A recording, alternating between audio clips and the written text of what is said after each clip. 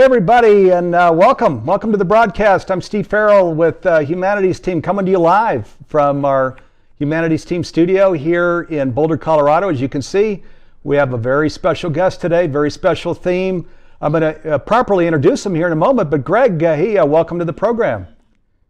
Steve, it's so good to be with you and with our community today. This is a really, really important conversation. I'm excited. I can't wait to get started, and I'm going to follow your lead in terms of how we do that. So thank you for the opportunity to be with you and our community today. Oh gosh, thank you for making the time to be with us, Greg. Always such a privilege and pleasure. So, and I want just big shout out to Greg's Facebook page, our Humanities Team Facebook pages, to John Raymer and the whole sign community. They're broadcasting out to their Facebook pages, to our Humanities Stream Plus members that are in the stream room so they can talk one-on-one with Greg. So shout out to all of you. And now it's a live program. So as we always do, we are collecting your questions and comments here during the program. Right here in the studio, I can see they're bringing back from these pages your questions and comments. So the earlier you throw things at us, the better chance that I can bring them to Greg here during the hour. This hour is going to go fast. It always does.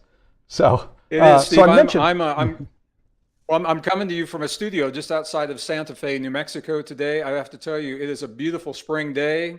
You're north of me in Colorado, so I trust you're having the same sunshine. Is that true? Boy, absolutely. Yeah, we're both on the Rockies, and of course I'm Boulder, so I'm a little further north on the Rockies. You're the Southern Rockies, and in fact, I'm looking out the window. I've got to get you over to the house here sometime, Greg. We're looking straight out at the Flatiron here. I can see it just looking out the window right now. It's gorgeous, blue sky. In fact, I don't see a cloud in the sky. So I hope it's as beautiful in your part of the world, viewers. It's a perfect day in the high desert, and it's a perfect day to have this conversation. Yes, it is. Yes, it is. So I mentioned special guest, which you can see, Greg. Now, also a very special theme today. We're going to talk about redefining what it means to be human. So truly, that's what we're going to get to here. Very important program. Let me go ahead and give Greg a proper introduction as we get started. So Greg Braden is a 5-time New York Times best-selling author, scientist, international educator, and pioneer in the emerging paradigm bridging science, social policy, and human potential. Greg's research and expertise ranges from archaeology to biology as he tells the new story of humanity and our potential. As an internationally respected thought leader, Greg has presented his discoveries in over 34 countries on 6 continents and has been invited to speak to the United Nations, Fortune 500 companies, and the U.S. military. During our conversation today, we will also be sharing about a newly expanded video series called Smarter, Stronger, Faster, which Greg has co-created with Humanities Team and fellow researchers and visionaries Bruce H. Lipton, PhD, and Lynn McTaggart. So again, welcome to the program, Greg. Really looking forward to jumping into a great conversation with you. Yeah, I am as well, Steve, and I think this conversation couldn't be more timely. And I'm honored to have the opportunity to work with Bruce Lipton, Lynn McTaggart, and many others to bring these discoveries to the forefront that are changing the way we've been taught to think about ourselves and our relationship to our bodies, our relationship to the world. The world is changing, and our story has to change, and this is a big part of it. So I'm really, really looking forward to the questions that we get from our audience as well. Yeah, me too. Yeah, so viewers, great to have you with us. This is a big conversation. Looking forward to bringing you all in. So let me just share something as we get started. We're going to just go down into a lot of important topics. But as we get started, I want to just share something that you may know, that Greg and I both come from Silicon Valley. In fact, we were there in the same time frame. Greg with Cisco Systems, this routing, switching, internetworking platform organization. They're the leader in the field. I actually had a company that I started with another co-founder that was an integration company. Our biggest partner was Cisco Systems. So I was working with Cisco all over the place. I wasn't working with Greg, though we were right there near each other. So I'm mentioning this because we have technology backgrounds, we come from technology. We are not anti-technology at all. But there's a huge technology and human capacities are coming together, and there are areas where we're going to urge caution, with technology. But I just wanted to start with that we're not some anti-technology, been living in the backwoods, meditating our whole life, and we don't know anything about technology. We're afraid of it. That I can assure you, that is not the case. So just that little preamble here as we get started. Now, Greg, as you share, you like to come into this conversation I'm going to just use your term here, terms that you use as you frame the conversation. You say that there are these false beliefs that we are flawed as humans, and that we have there are things that we need to do to remedy our human bodies, our human selves, because we're flawed. So let's just start there. I mean, what a disaster that there is this thinking. And I know things like singularity, where people say, so since our bodies wear out, we're going to just drop ourselves into a machine, and our heart and lungs and face, and somehow we're immortal, if you want to call that immortal. I'd call that, awful. But, so let's start into this conversation. Why is there this false belief that we're somehow flawed, Greg? Yeah, Steve, thank you for that. So the whole conversation that we're going to have, it falls under the umbrella of a philosophy and a movement that began actually late in the 1800s, early 1900s, a philosophy that believes that the human body, by its very nature, is flawed, that we are a flawed form of life, that all carbon-based life is flawed. And they see among the flaws our ability to have deep emotions. That is considered to be to cloud our logic and our thinking. As you mentioned, they see among our flaws that that organs and tissues have the potential to break down and to wear out. And I'm going to use the word potential because it doesn't have to be that way, and we're going to talk about this. They see intimate human relationships as a flaw in terms of our ability to make good decisions, and they see our biology as a limitation in terms of the speed with which we're able to perform calculations in our mind, for example. So these are just examples of what are believed to be flaws by this philosophy that began late 1800s, early 1900s. So the philosophy isn't new. What is new is that we now have the technology to implement much of the thinking underlying the philosophy. And in modern times now, it is being called commonly the transhuman or the transhumanist movement. And the ultimate goal, you just nailed it. The ultimate goal of the transhumanist movement is immortality. And they believe that it's possible to capture human consciousness on a computer chip and preserve that consciousness to download into other life forms, either biological or robotic life forms, indefinitely, and thus creating this sense of immortality.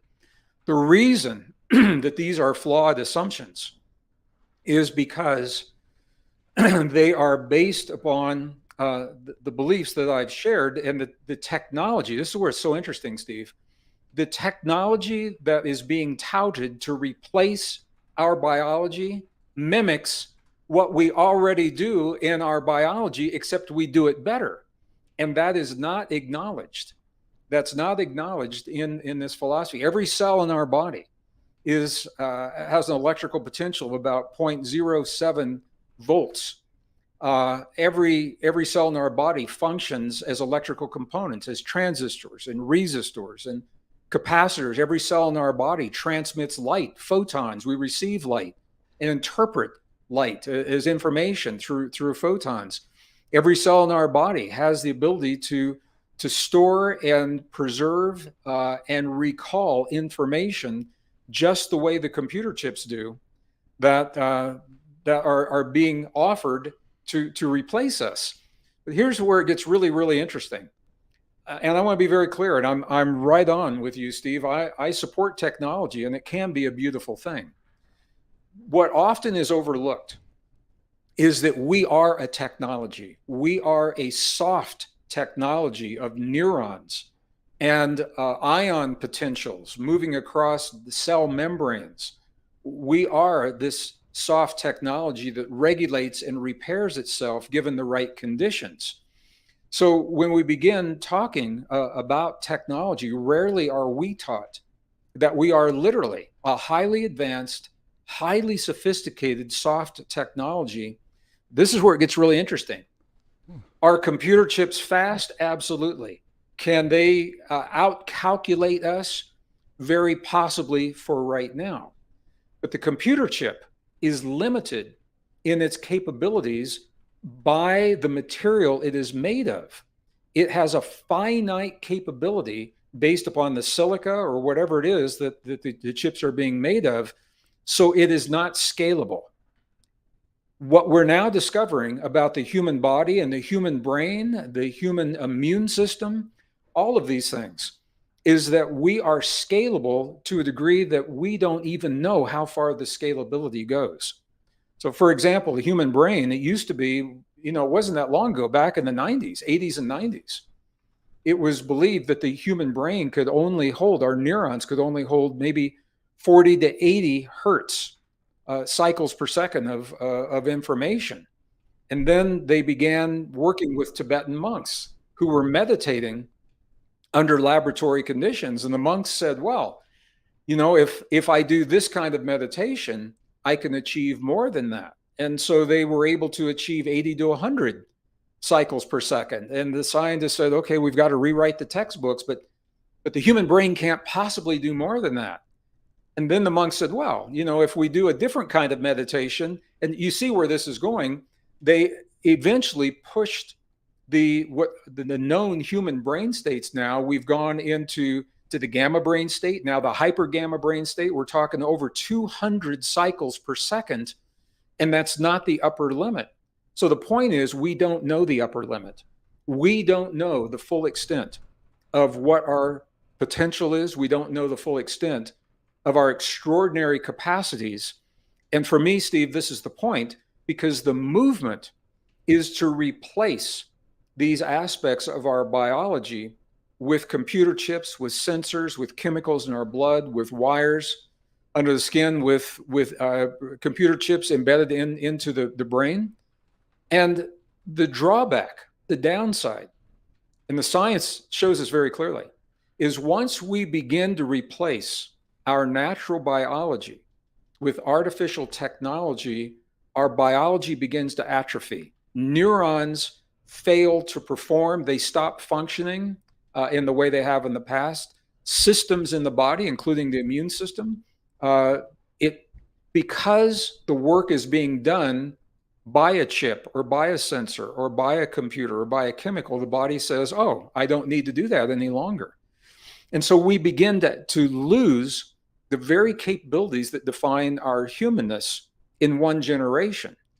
And in the next generation, if that continues, if those kinds of technologies are embraced wholesale, recreationally, if every baby that's born has chips implanted into the body, which is on the table as a proposal right now, then we actually begin to shift the definition of our humanness as a species, and we lose the very essence, Steve, of what we cherish as humans before we even have the opportunity to explore fully and to know what it is that we're giving away. So this is my invitation, and I think I can speak for Lynn and Bruce as well. Before we give ourselves away to this technology, I think we need to know what we're giving away, and we cannot do that until we know the full extent of who we are as humans and what our capabilities are. And that's the reason that we are doing the work that we're doing. We've put the courses together and we're sharing the information that we're sharing. So So, Stephen, I just want to come back. The technology cannot be good, bad, right, or wrong. It's the thinking underlying the technology.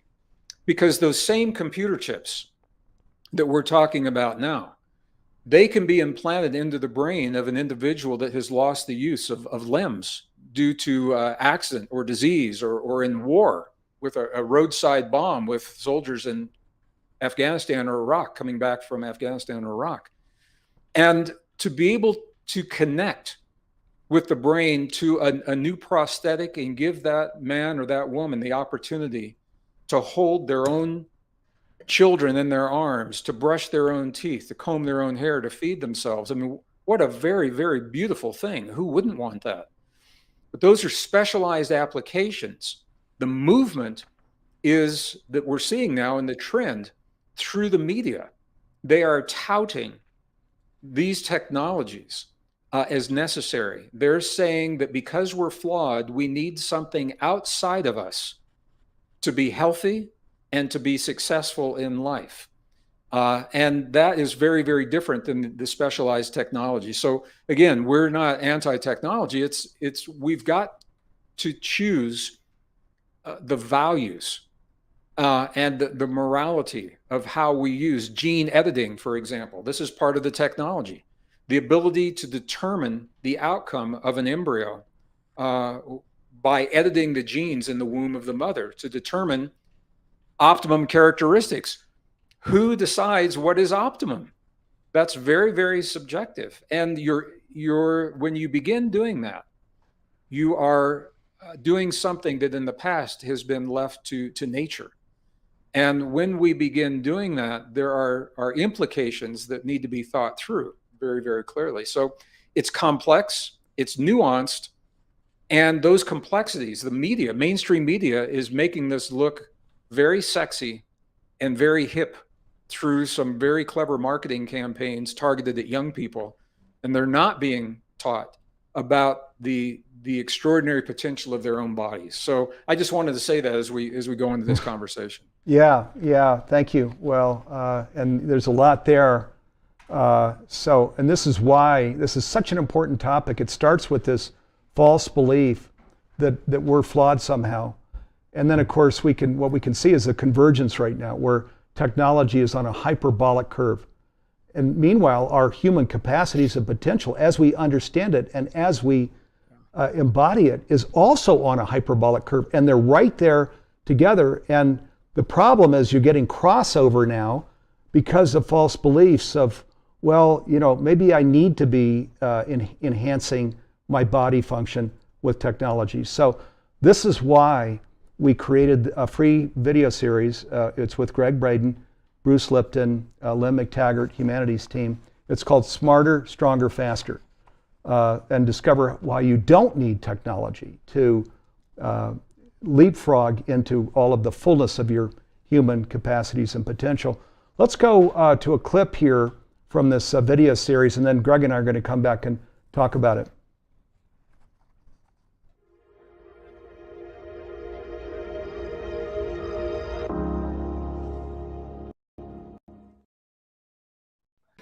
A part of what makes this possible is we now have computer chips that can be inserted into the human brain and allow the individual to directly interact with the computer hard drive with no wires, no keyboards, and they're making this look very cool for young people. So for a young person, they say, you mean I can do my gaming without a keyboard? Sweet. Who wouldn't want that? Because they have never been taught how precious and how rare and how extraordinary our soft technology is, the power of the human body. So I think what we're doing in this conversation, Steve, we're not telling people to or not to engage. We are giving people a heads up that there is a technological movement that is encouraging us to give ourselves away to the technology. Once we do that, we forever relinquish aspects, very unique aspects, as I mentioned before, empathy, sympathy, compassion, all of these things, they're gone. And once they're gone in one generation, they'll never come back in the next generation. We change as a species. Do we want to give ourselves away to AI and computers in exchange for being logical, for having fast processors, in exchange for the very essence of the capabilities that we love and cherish, the emotions of our humanness. And when we encourage our young people to engage more and more in this artificial world, this is what they're losing. And this is where we stand right now. This is the whole purpose of this conversation, is to alert people that these extraordinary potentials that we're only beginning to understand, we don't want to give them away now. We're just beginning to understand this soft technology, the extraordinary potential in this technology. Okay, so let me just share something now. That screen that you were looking at, it was there on spotlighted on Greg, and then we could see the wider panel. You could see Lynn McTaggart, Bruce Lipton, and myself. So this is a brand new program, Smarter, Stronger, Faster. We've only unveiled it once here just last week.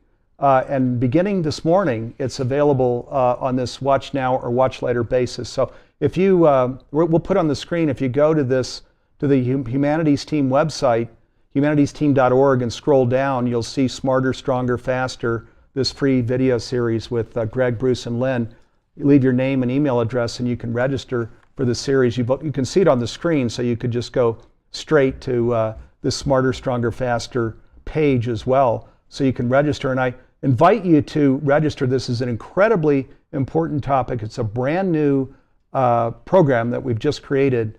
And Greg, Bruce, and Lynn just take this topic apart, where we look at this false belief thing about our humanness, and then we talk about these technologies, brain implant that you could see Greg was bringing in, Metaverse, and other technologies. And then these human capacities and potentials that Greg, Bruce, and Lynn, they're out on the leading edge of research in terms of talking about what these capacities are, just so we create awareness that, my God, we have these capacities. And then, of course, the important work that we embody those capacities, that we bring those into our lives. So that's what this series is about, Smarter, Stronger, Faster, an important series in today's world for not only for you, but your family, if you've got kids or teenagers, co-workers. So invite you to sign up and go through the program.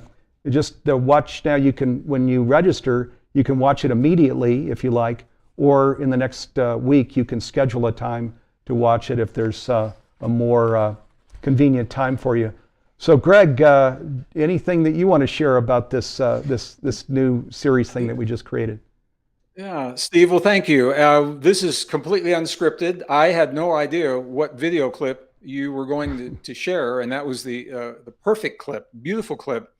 And for our viewers, just to give some context, that clip you just saw was in relation to the movement into what is called the Metaverse.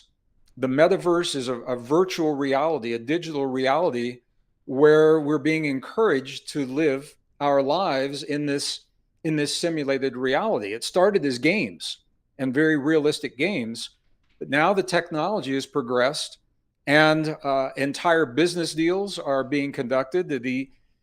The people involved in the deals will project themselves into an avatar, into the virtual reality. And the avatars walk into the boardroom and they complete the merger and the acquisition, or they complete the business deal. Real estate is being bought and sold in this virtual reality. Human relationships are being encouraged in some societies, and it's happening faster in some societies than others. But intimate human relationships now are beginning to develop among the avatars. And one of the reasons that it is preferable to some people is because it is less messy. You don't have to be involved with the human emotions and the disagreements where people don't see eye to eye, or the different values. You don't have to deal with any of that. So what's happening is this is being encouraged in our young people. And I got to tell you, if you're a 3-year-old, for example, and you wake up in the morning and you have your breakfast and you put on your VR helmet and you are immersed in this world, this intense world of simulated experiences, and the sounds and the colors are so bright and so vibrant.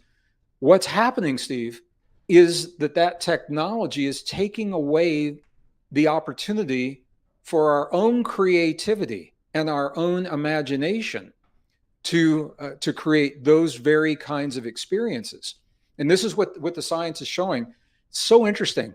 We now know that we're making new brain cells until the last breath we take on this planet. We used to think, wasn't that long ago, we thought we had a finite number of brain cells. Now we know that's not true.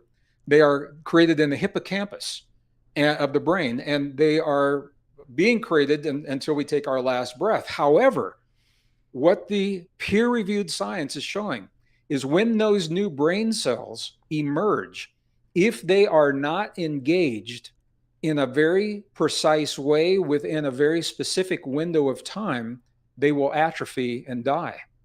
And the studies are showing in the experiments when, to do this for once or twice or, once a week isn't going to be the problem. But it's when prolonged experiences in these virtual environments occur, and when they're allowed to occur in vulnerable brains, such as our children, it actually changes the composition of the brain itself, the thickness of the neocortex, the visual cortex. It changes what cells are being engaged. And these are the parts of the brain that help us to develop our very humanness, our sense of sympathy and empathy and compassion, and to have mature emotional relationships where we solve problems together. So this technology has the potential of changing, in one generation, of changing all of these things. So again, Steve, it's a perfect example of where the technology has advanced faster than the morality and the values that we cherish have been identified. People like Elon Musk, who I actually have a lot of respect for. He's wealthy, he's brilliant, he's pushing the boundaries on the one hand, but on the other hand, Elon Musk is at the forefront pleading for regulation with these technologies, because he says if they are not regulated, in his exact words, he says, I'm frightened of where this will lead. And I don't think he says that lightly.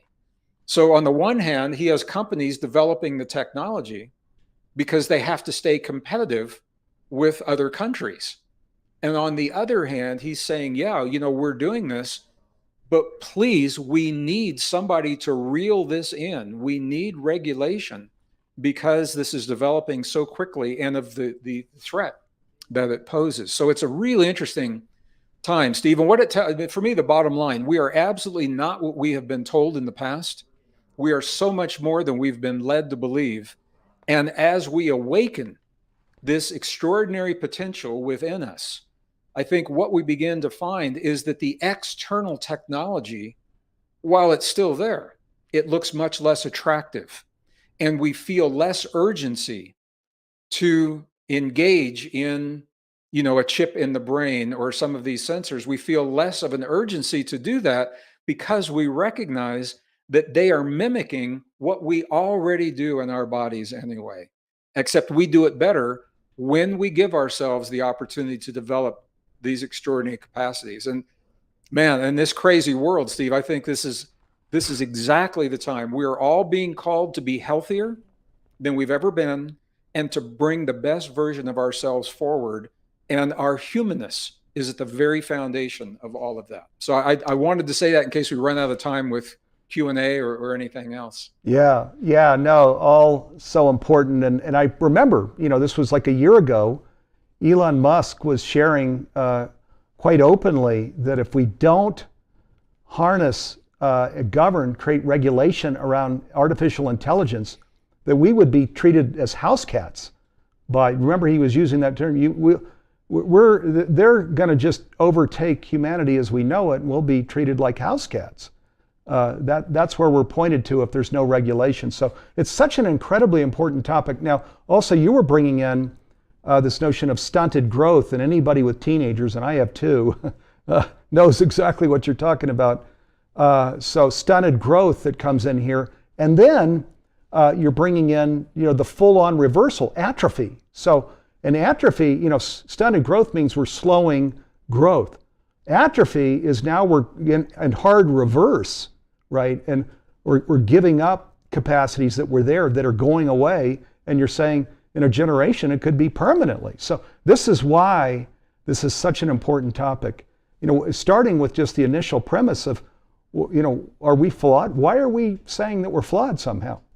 Let's go instead look at our human capacities and potential and the latest research, the cutting edge research that talks about who we really are. And now that's what this program, Smarter, Stronger, Faster, is about. Greg Braden, Bruce Lipton, Lynn McTaggart, invite you to go. It's a free program. We just recorded it, only shown it once. And if you go in and register now, you can actually watch it now or in the next several days, schedule a time that's convenient. A very important program. Now, I want to share that that we then work together to create a masterclass that goes down into this much deeper and gets into all of the hows and whys and whats that are involved in terms of embracing these human capacities and potentials, harnessing this, and then growing into the fullness of who we can become. And this masterclass is called Technology, Consciousness, and Evolution. It's an 8-week masterclass. It has 27 modules. So there are 9 modules for Greg, for Bruce, and for Lynn. Then there are 3 live mentoring programs. So Greg is with you for 60 minutes, Bruce, Lynn, and every question and comment that's conceivable is coming at them in that hour, where people are talking about what's come out of the modules, their own lives, trying to understand what exactly they might do to create adjustment and course correction based on the material that they're reading. So then there, of course, are the PDFs, the transcripts of the program. There's the Facebook community, private Facebook community, all of these things that are part of the Technology, Consciousness, and Evolution Masterclass. Now, let me just share, it's available on 2 platforms as a standalone masterclass at a very attractive price, and also on Humanity Stream. And Humanity Stream is our revolutionary conscious streaming platform. It's reaching out all over the world into every home. It will into every language. We're just bringing up Spanish now, other languages to follow, every faith tradition, where you've got these best practices, these masterclasses, these transformational education programs, these live mentoring that's available to everybody in the world. And you may know, Humanities Team is a nonprofit 501c3. Okay, so we are not lining our pockets with profit. We're a nonprofit. Over half our organization is not even compensated, and the other half of the organization is lightly compensated. Our whole passion is to serve you, to support you on your conscious journey, which is what Greg and I are talking about here, and to form a movement to make conscious living pervasive worldwide by 2040. That's in just 18 years. How might we do that? Well, part of how we might do that is where you've got these master classes from Greg and Bruce and Lynn and Michael Beckwith and Neil Donald Walsh and Thomas Hubel, and there are hundreds of programs. So you've got to go to the Humanities Stream Plus platform to see all of these programs. I invite you to go there. You can go to humanitiesteam.org and just scroll down and click over, or you can go to humanitiesteam.org/stream, and you'll land right on the page. And invite you to go explore then this conscious streaming library that is, you actually can scroll all day if you go into the library. It's that extensive, truly incredible. And this is how Humanities Team as a nonprofit organization this is what we were called to do, is to create a streaming platform like this. Streaming platform means on any device, iPhone, TV, computer, and then with these partners of ours like Greg that are bringing their masterclasses to the platform so we can extend these classes out to people all over the world. I promise you, where you go through these classes like Technology, Consciousness, and Evolution, you will be a changed person. There's a Just this one masterclass alone, technology, consciousness, and evolution, that gets into how we can live into the fullness of our human capacities, is astounding. What this leading research that Greg and Bruce and Lynn bring in, and it's a case of 1 + 1 + 1 equaling 20. It's why we like to do collaborative teaching. It's also why we like to do the live mentoring, because where you're actually there in a room with them and you can go eyeball to eyeball on camera, it's very powerful in terms of what you get out of it. So we also just brought the price down a second time, just brought it down by $100. So it's about $1 a day for Humanity Stream Plus. The program, this cohort that's going through, which will be huge, is starting in a couple of weeks. People that join Humanity Stream Plus now can delve into the material now. You could actually today start through this masterclass. It starts with Greg's 9 modules. So check out the Humanity Stream Plus platform. Again, we're a nonprofit. Our only objective is to support you on your conscious journey and the whole of humankind in the world. All of life, actually, the planet itself, animal life, plant life. So invite you to learn more about us if you're just learning about Humanity's team. We call it conscious living. It goes by many names, but where we're living into the fullness of our human capacities and potential, where we're living in connection, where all of these omni words, the guidance and support and all of these things come through, and where we see the sacred, where we look out at life, not just a refrigerator of resources, but no, the sacred, which is life. It's just a whole different way of living. And where we do that together, that's how we create this sustainable, flourishing planet. So the remedy to these challenges that we see in the world, it's literally right under our nose. It's right here. So this is what Humanity's team is all about. Let me come back to Greg, this program, Technology, Consciousness, and Evolution. You just recorded another module that you added to your 8 that was incredible. Do you want to share a little bit, Greg? Well, sure, Steve. Well, first, I just want to step back about a half a step. I want to thank you and Humanity's team and all the people working behind the scenes for making this program and all these programs possible. And it takes a team, to bring this kind of information forward. And I'm so honored to share the virtual stage with dear friends and colleagues like Lynn McTaggart and Bruce Lipton. And, the transhumanists in the early 20th century, what they did not know is what we now call the factor of epigenetics. Epigenetics says that we may be born with one set of parameters in place in our bodies to get us going into the world. And those parameters can be changed through conscious choices that we make in our lives, through changing our environment. Some of the environment can be outside of our bodies, things like diet, exercise, nutrition, supplements. But what the science is showing is one of the most powerful environments that we shift. It's not the world around us, it's the world within us. It is our thoughts, feelings, emotions, beliefs, our loves, our fears, and the chemical responses and the biochemical responses and the genetic responses that we have to those, literally the ability to upregulate or downregulate genes based upon the way that we feel about our relationship to the world. That is a powerful factor that, to the best of our knowledge, Steve, we humans are the only ones that can do this at will, on demand, consciously, when we choose. Now, some animals may do this by instinct, for sure. But we're the only form of life that can sit down in the moment in time and say, in this moment, I choose to create a stronger immune response, or I choose to create more resilience to the crazy world, that's going on out there. I choose to awaken deep states of intuition. I choose to expand my capacity for solving problems, for logic, for creativity, for imagination, for art, for music. No other form of life can do that the way that we do that. And this is the factor that we stand to lose if we replace our biology as the movement proposes with robotics, with artificial intelligence, and with machines. It's the very essence of our humanness, Steve. And this is the whole point. We didn't even know about epigenetics until relatively recently. Now, Bruce Lipton, my dear colleague, my dear friend for over 30 years now, he was experimenting with this in the 1960s. And they didn't have a name for it then. It wasn't called epigenetics until later.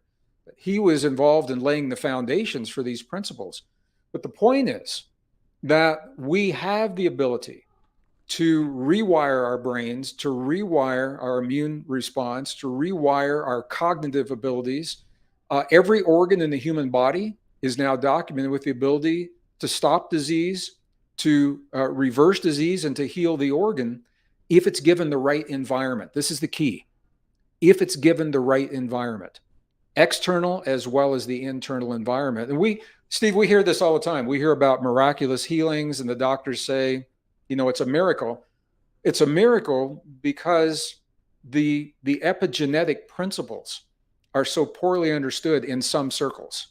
In other circles, they're understood really well. And the beauty of what we're doing in all of this is that we don't have to know the science. We're sharing the science, but we don't have to know the science to benefit. So if you believe in it, it's great. If you don't believe in it, it's still great. If you believe in it, it works. If you don't believe in it, it still works.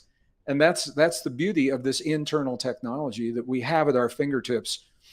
And why I think, Steve, I'm just going to emphasize this. I think we owe it to ourselves to know what it means to be fully human.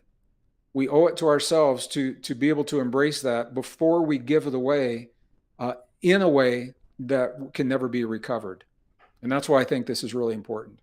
Yes, and plus it's fun. It's fun as well. It is. It is fun. It's exciting. We're out on the frontier. This is cutting edge research we're talking about. So, and what Greg is covering here is a thumbnail. It's just a thumbnail of all of these capacities and potentials and things that are brought into technology, consciousness, and evolution that allows us to propel or slingshot our growth into the fullness of who we can be. Truly an astounding program. Bruce, as you mentioned, he was a researcher at Stanford with epigenetics. Lynn McTaggart, you know her intention experiments. All of that leading edge research is brought through in this technology, consciousness, and evolution masterclass. Now, let's go take a quick look at a clip from it. And then there are a bunch of questions that are stacked up. So thank you, viewers, for bringing in questions. And so there's somebody, even Lloyd, wants to come on camera. So we're going to come to you all here next after we watch this clip. This is from the masterclass, Technology, Consciousness, and Evolution.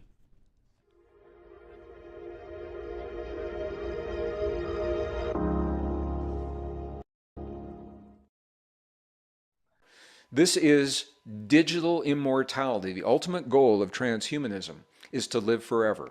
The thinking is that we are flawed as a species and that our bodies are designed to deteriorate over time so that technology can save us. And the thinking is that consciousness is nothing more than a collection of ones and zeros, digital imprints that can be captured and stored on a computer chip, just like you store a program from your word processor on a computer chip. This is the thinking in this transhuman movement.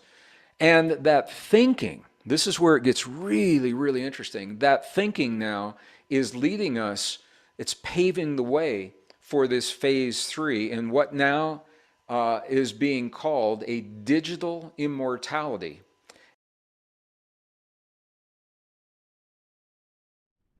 Okay, that was just a little thumbnail from this new program, which is quite extensive, that Greg has. There are 9 of these programs from Greg, 9 from Bruce, 9 from Lynn.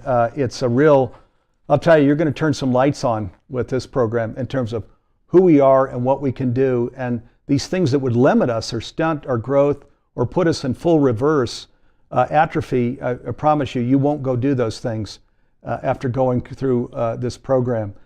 So, Greg, let's go to some questions here, because I know you even like to do the lightning round to get to these, as many as we can before the hour. So, Lloyd, who's a Humanity Stream Plus member, he's in the stream room, and wanted to come on camera. Lloyd, if you're there you are. Hey, Lloyd. Yeah, I know Hello, you've can got you a hear me? question for Greg. We can. We see you too. Great. Yeah, in my recent experience, it seems like most people have become what I call screen people.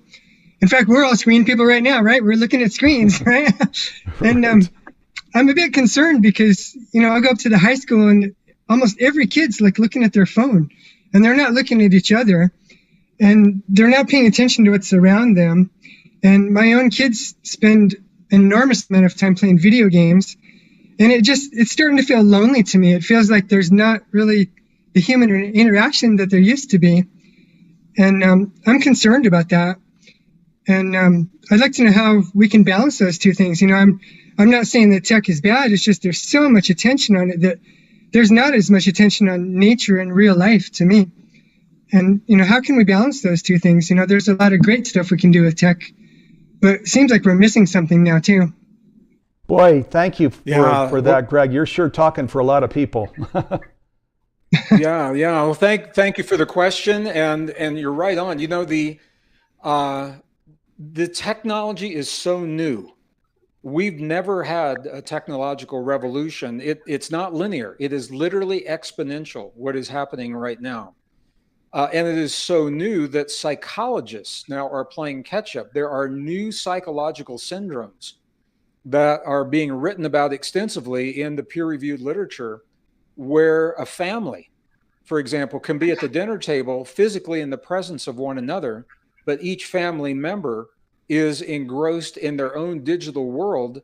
So there is this separation and the lack of the intimate emotional conversation and the interaction and the subtle cues that come from that interaction is being lost.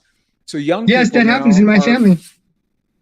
Well, what's happening is ultimately the young people are failing to develop the emotional skills that help them to navigate successfully in their lives. And one of the places, intimate human relationships pushes the boundaries on everything, including this. So one of the places where this is happening, if two people are in a relationship and one of them wants to end it, more often than not, in a certain age group, it's done with a few words or a brief phrase in a text, and then it's over, rather than looking eye to eye at another person and sharing and experiencing what it means to have the completion for that relationship.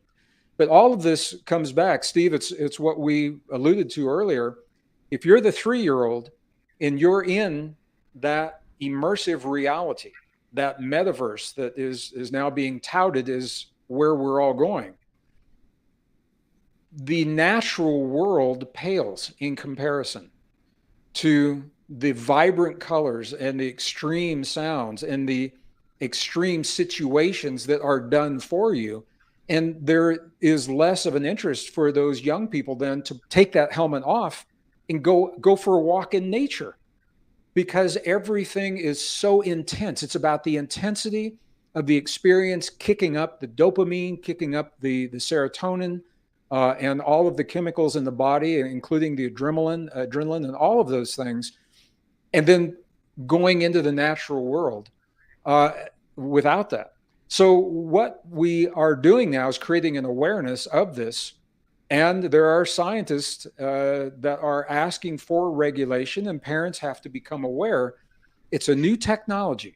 It's not good, bad, right, or wrong, but we have to choose how it can serve us in our lives rather than allow us to become enslaved to this technology and give ourselves away. It's a good question. Yeah, Lloyd, thank you for the question. Yeah, I feel like people are giving themselves away, and it's concerning to me. I'm a musician like you, and I'm actually starting to work on this song called Screen People. And the lyrics are kind of challenging because I don't want to offend everybody. But yeah, no, thank you, Lloyd. And we'll just thank you for also just coming on camera here. Would want to get to a few other people here before the hour is out. I'd like to say one more thing. One thing to me that does is the big attraction in nature and the real world is physical touching. when people really touch each other or massage each other in a healthy way, that to me, that's like. Yeah. Oh, cut out there, but amen to that. Healthy touching. Yeah. Wow. Huh, Greg? Well, this is part of it, Steve. The very experiences that we cherish as humans, touch, eye-to-eye contact, emotions, value judgments, discernment, all of those things are viewed as inefficient in the transhumanist movement. And so if we could go to AI, if we could go to computer chips, we become much more efficient. And the question is, do we want to sacrifice our most cherished values for efficiency? And that's a question that we have to answer as a society. But the thing is, the tech is being rolled out before we have that conversation. And it's being adopted before we have that conversation. And that's why I think this conversation is really important. Yeah. No kidding. Yeah. And efficiency dealing with people isn't good. Effectiveness, not efficiency. Yeah. So, which is what you're bringing in with Len and Bruce in the most powerful way here in these series, starting with Smarter, Stronger, Faster, the free series, and then for the people that want to go deeper, that really want to embody these teachings, we go down into the masterclass technology, consciousness, and evolution. Let me bring in this question from Linda. She says, how do we account for the current fault lines humans are inflicting upon our world, environment, Ukraine? Well, what you're seeing, Steve, well, first, Linda, it's a very good question. Thank you for the question. What you are seeing, what you're calling the fault lines, you are seeing this conversation that we're having right now play out on the world stage in ways that are not often recognized, because there is a movement. It's not a secret. It's called the Great Reset. The Great Reset is a vision by a relatively small number of people, World Economic Forum, using the United Nations and the Sustainable Development Goals to implement what are called Sustainable Development Goals, to implement these ideas.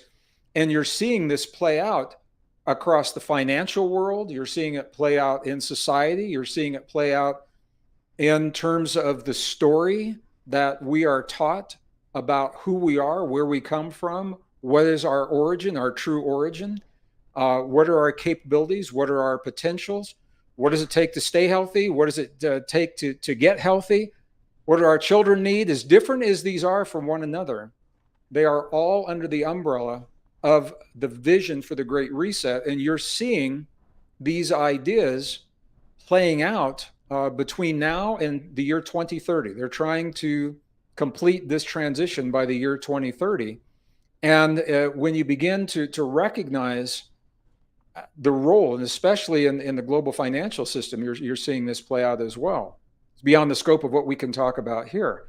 But what you begin to see is how great the desire is by a relatively few number of people to remake the world in a way that they believe is a good thing, and it's at the cost, a very high cost, and that cost is our humanness. And this is what I am very passionate about, because we don't even know with certainty the full extent of what it means to be human, what our full capability. We're only beginning to understand these capabilities. We don't want to give them away now. It's just getting really good. We're beginning to understand that we're not victims of an external environment, and that the technology that Steve mentioned, that he and I were in Silicon Valley at the same time. I'm just going to say this. I've worked in high tech in the industry, Fortune 500 companies, before I left and began doing this full time. I have never seen any technology built in a laboratory that doesn't mimic a principle that we already have inside of our bodies. This goes from lasers and radar to communication, to the internet, to virtual reality. All of this, it is mirroring what we are. And so I believe that through the external technology, we are asking ourselves to remember the deep truth of who we are, so that the technology can become a tool for our awakening rather than a crutch that we use as we move forward in life? So it's a really good question, but check out the Great Reset if you haven't already, and you'll see the elements of what we're talking about are playing out in that Great Reset. Yes, let me bring in, so on the Humanity Stream Plus platform, we have Greg's 3 masterclasses. So during this program, we're talking about technology, consciousness, and evolution, just a gold mine unto itself. But we're now, as we're talking, branching out into other topics. The program that Greg just created late last year, just months ago, with Nassim Haramein, who has this unified field theory that's just on the verge of coming out. It was called Forbidden Science, which gets into some of these other things we're just starting to explore here. These are my words, not Greg's or Nassim's, but I worked closely with them for about 6 months. And what I get out of Forbidden Science is that we are, sovereignty is a word that's usually used with like a state that's sovereign or a country that's sovereign.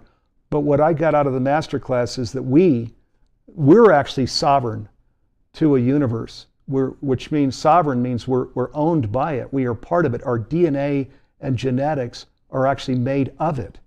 So we're actually made to come into the fullness of our capacities. We're made to be in service to life around us. That's the biggest thing actually I get out of Forbidden Science. It's astonishing, this program.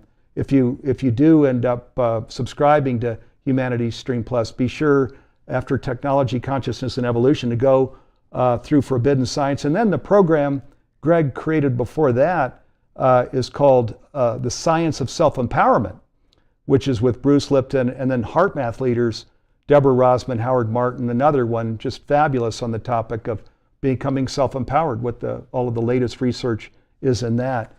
So all 3 programs are on the Humanity Stream Plus platform. I didn't mention earlier too that if you register by midnight tomorrow night, Pacific time, that there's a program that Greg is doing. It's on, I believe, April 26th. It starts at 5 p.m. Pacific. We call it a virtual fireside chat. So this is for Technology, Consciousness, and Evolution. And he comes in live with you live on camera to just talk about how you can get all of the maximum out of this 8-week program, the cohort that's going through during an 8-week period. So check out the platform here before midnight tomorrow night, because that might be something you might be interested in.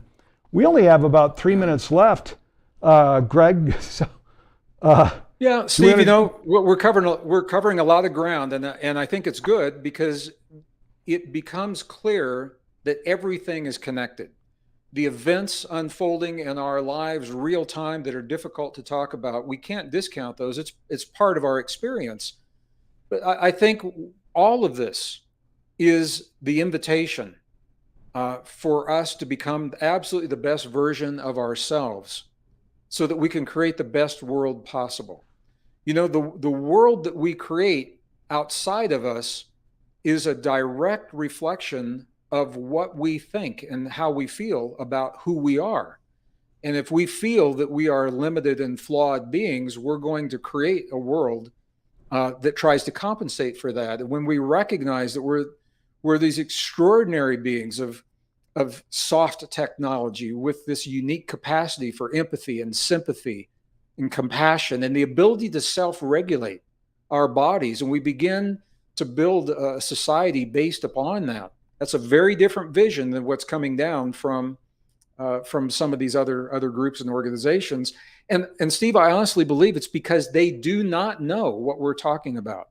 They don't know about this extraordinary capacity of our humanness, what it really means to be human. So all of this, yes, it's all connected. And I acknowledge that. I prefer to focus on the potential that we are now embracing within ourselves as individuals and communities, and breathing life into those potentials in life-affirming ways for ourselves and for our children. Buckminster Fuller said this beautifully. He said, "You're never going to change the world by fighting against the things you don't like."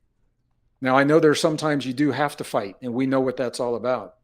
But he said, typically, if you want a new world, find a new way that makes the old way obsolete. find a new way, a new model that works better than what has been done in the past, and people will follow the new model and the old model falls away. And I think in large extent, that is precisely what's happening here. When we focus upon ourselves and our own extraordinary potential, that becomes the way that we choose to do things. And I think it's a beautiful invitation for all of us, again, to become the best version of ourselves. So thank you for the opportunity to share some of this today, Steve. I appreciate it. Oh gosh, Greg, yeah, thank you. Yeah, become sometimes the grandest version of the greatest vision that we've ever had about ourselves. So fantastic. I mean, this is what we all want, isn't it? And when we rise into our higher capacities, all of these things that Greg is talking about, we come into the fullness of the term we use in Humanities Team is conscious living, and in conscious living, we understand the full definition, the true definition of what prosperity and fruitful living is. Prosperity beyond, yes, that includes a financial dimension, but so much more in our relationships, in how we view the world, and how we become in service to the world. All of these things actually naturally happen when we go through this process of understanding who we are, and then we climb that ladder into the fullness of that potential. We become conscious, we live consciously. And then when we do that all together, this remedy that is right under our nose when we look at these challenges out in the world, climate change and humanitarian crisis and war, etc. Well, guess what? None of those things can be any longer when we're conscious. We simply can't support these things when we're conscious. So this is the thing. This is what we're passionate about in Humanities Team, supporting you on your conscious journey, and then creating a movement that makes conscious living pervasive worldwide by 2040, which means that we're all doing this all over the world. We see that happening in the next 18 years. There actually are steps into that. Greg and I were talking before the program. The UN Development Goals say by 2030 there's a lot accomplished. But this is where we want to pay attention. This is where we can make this shift.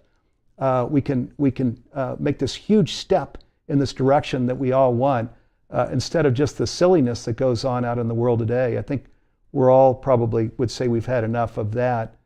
Surely there's a better way, and there is. So hey, let's do it together. Thank you, Greg, Bruce, and Lynn, for creating the tool of Smarter, Stronger, Faster, creating technology, consciousness, and evolution, forbidden science, the science of self-empowerment. Greg is doing his part. He's putting all of this leading edge research out in the world.